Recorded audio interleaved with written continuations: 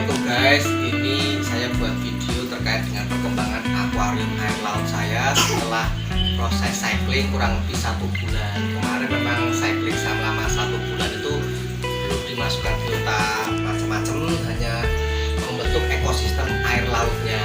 Jadi waktu terakhir sebulan setelah proses cycling itu di sini tuh ada lumut banyak banget guys, dan ada mulai tumbuh biota, yaitu hewan kecil-kecil namanya cepapon putih-putih yang ada di kaca dan di bawah. Nah, setelah proses cycling itu selesai, itu kemarin memang dibersihkan seperti ini. Sebelum tahap masuk biota itu memang dicek kadar airnya, kualitas airnya. Ini kemarin itu kan ada cek kadar salinitas air, kadar garam di air laut saya itu kemarin masih bagus, antara ring 1020 sampai 1025 itu kemarin ada di ring 1022, jadi masih layak. Yang kedua, cek nitrat dan nitrit. Kemarin nitritnya itu hampir tidak terdeteksi. Nitrit itu berbahaya sekali ya guys, jadi harus 0, tidak terdeteksi karena itu bisa mematikan biota. Yang kedua, nitratnya itu harusnya di rank 0 sampai 2 mg per liter. Kemarin terdeteksi 0,05, jadi masih bagus, tapi memang terdeteksi. Nah, amonia itu kan yang dari kotoran ikan dan kotoran di akuarium itu kan kemarin setelah pada waktu proses cycling itu saya rawat dengan bakteria starter ini. Saya campuri akuarium air laut saya dengan bakteria starter seminggu 2 kali, itu 8 tetes banyak 2 ml kan gitu ya. Nah, setelah cycling itu saya sudah mengaktifkan protein skimmer. Ini guys, protein skimmernya sudah berjalan. Nah, inilah yang nanti membuang sisa-sisa hasil kotoran dan sebagainya. Ini lari ke sini guys. Nah, inilah yang nanti harus dibuang karena ini kadar amonianya tinggi sekali yang diolah di protein skimmer. Nitrat dan nitrit kemarin itu memang sama ahlinya langsung ya guys, ahli akuarium air laut ya, memang saya percaya. Jadi memang saya dalam proses tahap pemula, jadi masih banyak belajar. Jadi kemarin setelah dicek baik, setelah proses cycling, protein skimmer sudah jalan. Terus saya juga rutin menggunakan bakteria starter. Ini kalau sudah proses cycling selesai, kalau sudah ada biota masuk, berarti cukup 1 minggu sekali ya guys, ditetes 8 ml atau 4 kali tetesan kalau dengan menggunakan pipet kecil gitu ya.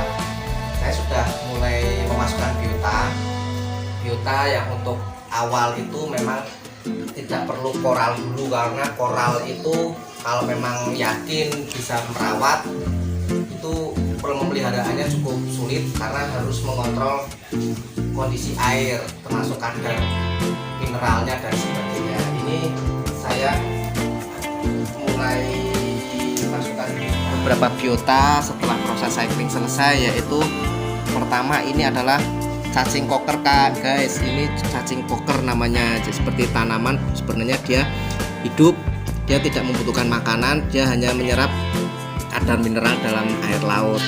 Yang kedua adalah ini saya ada ikan itu ada ikan clownfish atau ikan nemo, ikan negro, dan ikan polimas. Ini memang untuk pemula ini cukup kuat guys. Ini ikan yang tidak banyak rewel, sekaligus mengecek kondisi air dulu supaya kalau terjadi apa-apa tidak terlalu berbahaya dan sebagainya.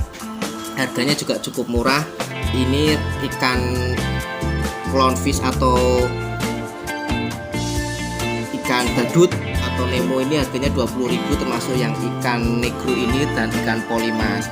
Terus saya juga ada anemon itu cukup hanya menjaga kadar garam guys, kadar garam.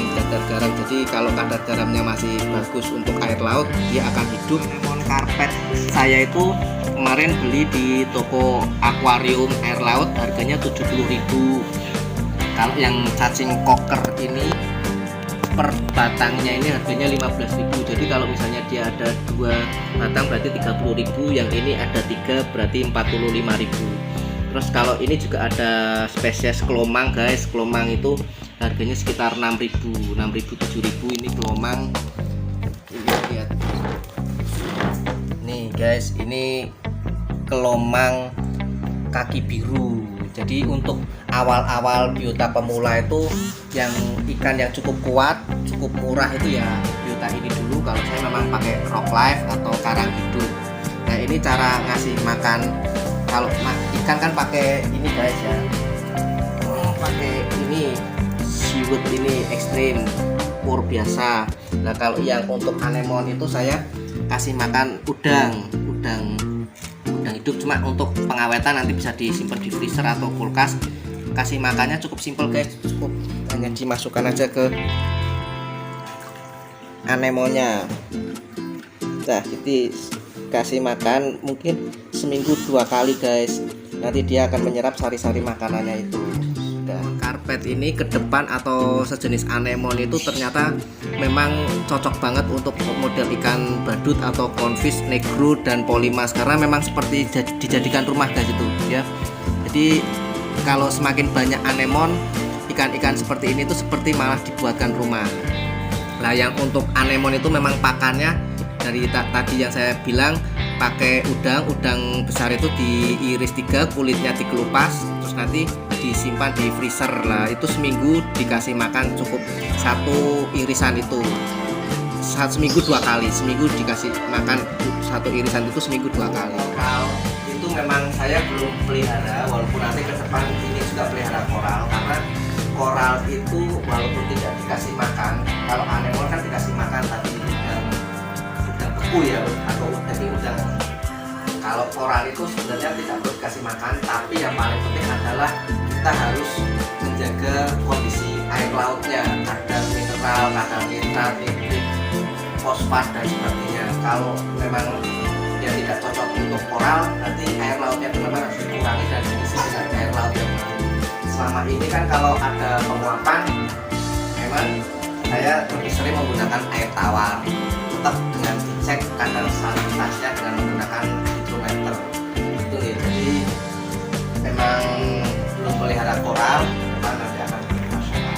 Nah untuk 1 minggu atau sekali itu tetap saya ganti dengan pengurangan air ini saya kurangi sekian, terus nanti saya isi dengan air laut yang terakhir. Untuk ya pengalaman saya sebagai river pemula, pemain akuarium air laut yang baru, itu yang paling penting juga dijaga garis airnya ini, karena ketika ini misalnya penguapan dia turun ya, kita harus tambah air, entah itu bisa pakai air darat, air tawar atau air laut. Yang paling penting adalah dicek salinitasnya, mungkin seminggu sekali atau 2 minggu sekali dicek kadar salinitasnya. Boleh pakai air tawar dan apa, karena apa?